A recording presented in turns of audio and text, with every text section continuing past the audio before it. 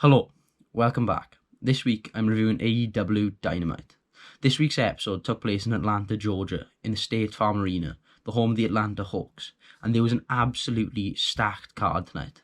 There was a tag team title match, Cody versus Wardlow in a steel cage for the very first time in AEW, and a tag team #1 contenders battle royale, as well as the debut of Jeff Cobb, Chris Jericho's hired assassin, as Jim Ross calls him. So let's get straight into it with the first match of the night, the tag team battle royal. So it starts off with everyone outside the ring, and then some jump in straight away and some take their time. It's usually the heels who take their time and then come in later, but it's just an absolute free-for-all right at the start. It's not very interesting, to be honest with you. The first thing that happens is SCU have these stereo crossbodies, so they basically take out everyone inside the ring. And then Jack Evans tries the same thing, and he tries this flippy thing, and he gets caught and lobbed out by loads of people. That was the first elimination of the day. SCU get distracted by the Dark Order, and then they get eliminated by the Dark Order's tag team, I think called Reynolds and Smith. Don't quote me on that, because they're really hard to remember. They're a crap tag team. It's just the Dark Order. And honestly, I've got to say, I've been finding the Dark Order quite interesting recently, when they've moved from more of that old-fashioned wrestling stuff to the modern-day cult gimmick. I found it more enjoyable. The best friends are about to hug in the ring. This beautiful moment gets ruined by the Butcher and the Blade. What a bunch of dastardly heels. Chuck gets eliminated, and we think Trent is going to be eliminated, but he gets saved by Orange Cassidy out of nowhere. He's on Orange Cassidy's shoulders, so they're both on the outside then, and Cassidy gets this brutal low blow from the Bunny, and the Butcher eliminates Trent from the ring as they're both on the apron, which is the hardest part of the ring. We are down to 3. Matt Jackson and Santana and Ortiz. As well, Sammy Guevara's at ringside, so the odds are obviously heavily stacked against Matt Jackson. But he makes this valiant comeback. He's ready to eliminate Ortiz. Santana's still in the ring, and Sammy Guevara jumps in and takes this super kick, and it looks absolutely brutal. He definitely took it wrong. Okay, he got clipped on the jaw. Matt Jackson eliminates both men. He's the winner. The Young Bucks are going to go on to face Hangman Page and Kenny Omega at Revolution. Or are they? I mean, it's quite obvious to everyone that they are. So this is going to be an interesting feud. They're going to further forward. Is the Elite finally going to properly break up a Revolution, or is that going to be prolonged until a later date? This is probably my favourite story to watch right now in wrestling, the Hangman Page saga. Yeah, I'm excited to see how it unfolds. So I'm going to give this match a 6 out of 10, because it's difficult to give a Battle Royal high grade, because there's no charm in it anymore. When I was younger and I watched like the Royal Rumble for the first time, it was class. But nowadays the effect has worn off. It's just a bunch of people in the ring faking like, oh, I'm going to get you over. Oh. But I think I'm going to give it a 6 out of 10 because there was some entertaining spots. It's further in a story between the Young Bucks and Hangman and Omega. And I'm excited to see where it takes us. So 6 out of 10. Next up then, we had Chris Statlander versus Shana. And this is definitely the worst match of the night. Let's just get that out of the way. It was just boring. There was nothing I'm going to take with me over the next few weeks or months, other than the booping match. That was absolutely brutal. Skin-crawling booping. It was like something out of CZW. It's extreme. One thing I did like was Britt Baker's work on commentary. She sounded really knowledgeable. So at one point, Shana took a hit to the jaw, and she said, oh, you just got hit in the mandibular area. There's a 33% of chance of a fracture from that happening.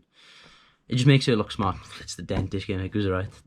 Just when it looks like Shana's gaining momentum, Statlander hits her with a Big Bang Theory, which is one of my favourite looking finishes in AEW so far. You can't really hit it out of nowhere, but it does look quite devastating. And that's the end of the match then. 1, 2, 3. 6 out of 10, I'd give this match. It wasn't bad, but it wasn't good. I suppose there was some good parts to take it from a 5 out of 10, which is average, to a 6 out of 10, which is slightly above average. But I'm not going to remember this match from now. I suppose this match also builds up Statlander to face Nyla Rose at Revolution. Obviously, Rose is going to come away with the victory, but it just makes it look a lot more believable as a challenger. On to another big match then. We have Jon Moxley versus Jeff Cobb, Chris Jericho's hired gun. Jeff Cobb made his debut last week, obviously. He's been on the indies for a while. I think he was in PWG. But he looks monstrous. He reminds me of Taz a lot, actually. So this match starts off with a huge belly-to-belly release suplex. He does it onto Jon Moxley. It looks really good. There's also a good looking moment, some good heel work, when Cobb pulls out the abdominal tape from Moxley. I can't remember how he got that tape, to be honest with you, why he's injured. I assume just because of a inner circle attack. But he pulls that off and starts choking Moxley with it. Makes him look like a really good heel. One negative of this match, actually, is Jeff Cobb was really dominant. But when Moxley was in control, there was this part where he was meant to slam Jeff Cobb's knee into the ring post because Moxley was working the knee for most of the match. But it looked absolutely awful. Not only was he only putting the thigh into the ring post, and it was obvious, maybe because of the camera angle, maybe that's part of it, but also it just wasn't high impact at all. You can slam the thigh into it and it won't have that much of an effect, surely.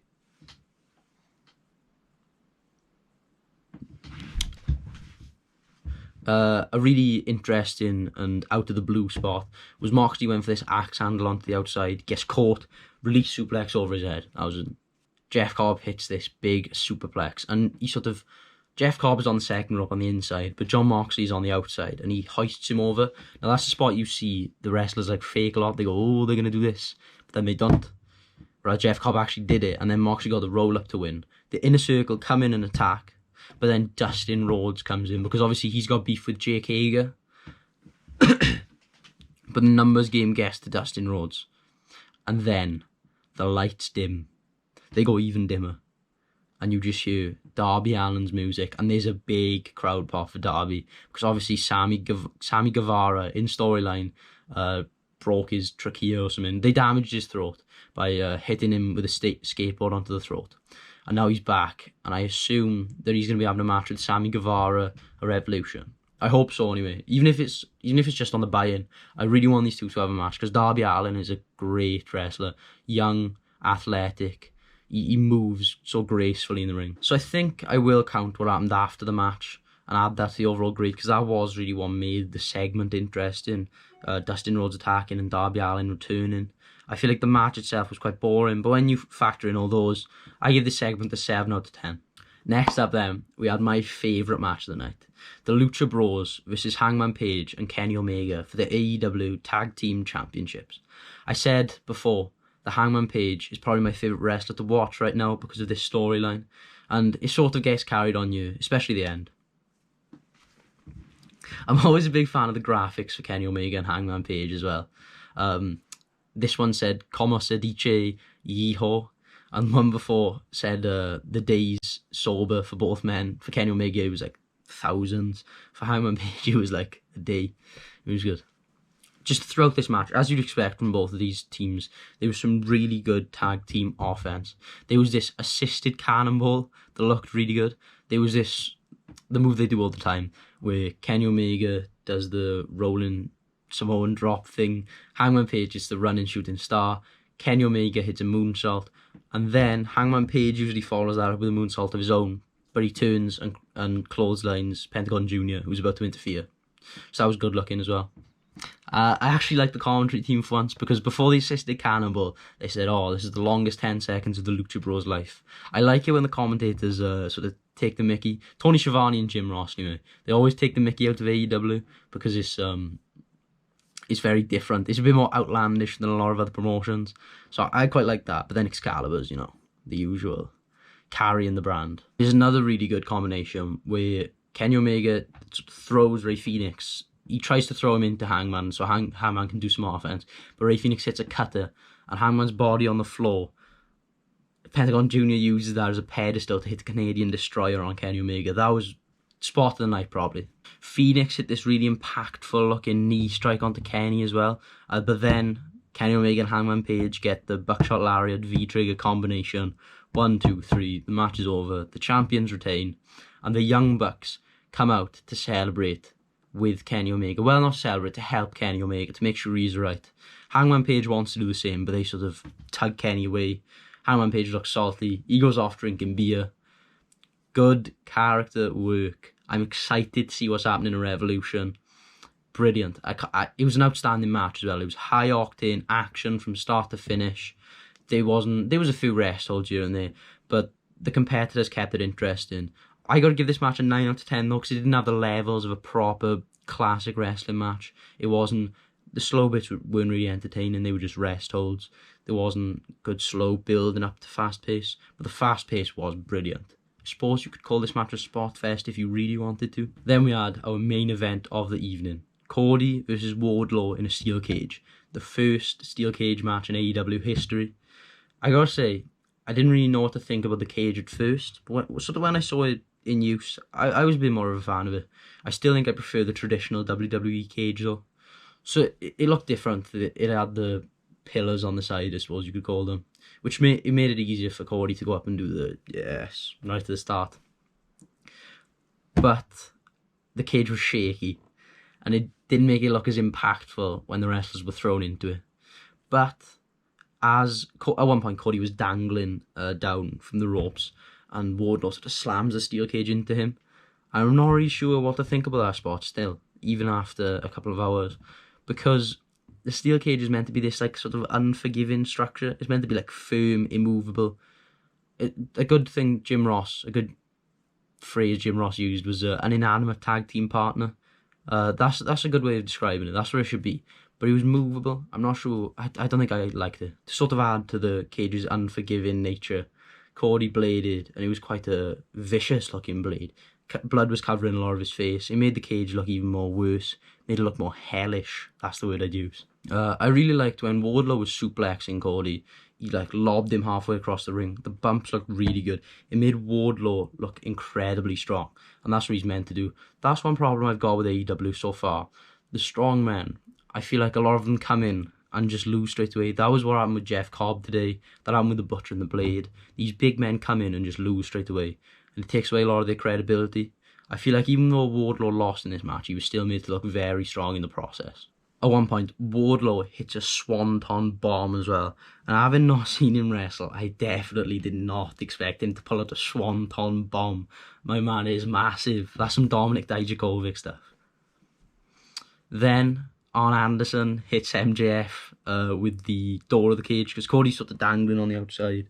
MJF is daring him to hit Cody, but Arn slams it into MJF's face. Then, as Cody takes the Dynamite Diamond ring off Wardlow, MJF is about to climb into the cage, and Brandy just hits him on the arse with a steel chair. And then he comes down and threatens to hit it, and Jim Ross is going mental over this. Arn comes out of nowhere, lobs him over the barricade. The Nightmare Family have one-upped MJF going into Revolution already. Cody, though, he climbs up to the top hop. Oh, God. Cody, though, he climbs up to the top of the cage and hits this really good-looking moonsault. But the problem is the cameras didn't really catch it properly. The cameras didn't do it justice. It was a brilliant-looking... It was death-defying how high up he was and he hits that moonsault. But the cameras didn't catch it properly. So it didn't ruin the moment. It took away from the moment, though. And that's 1, 2, 3. Cody wins the match. So the overall show grade gets a 7. I think that's quite fair, because the two opening matches were quite boring. They didn't really give me much to think about going forward. The last two matches were really good, though. I might actually bump up Cody and Wardlow to an 8. No, I won't. I'm going to keep it as a 7 for the integrity of the rating system. Thank you very much for listening.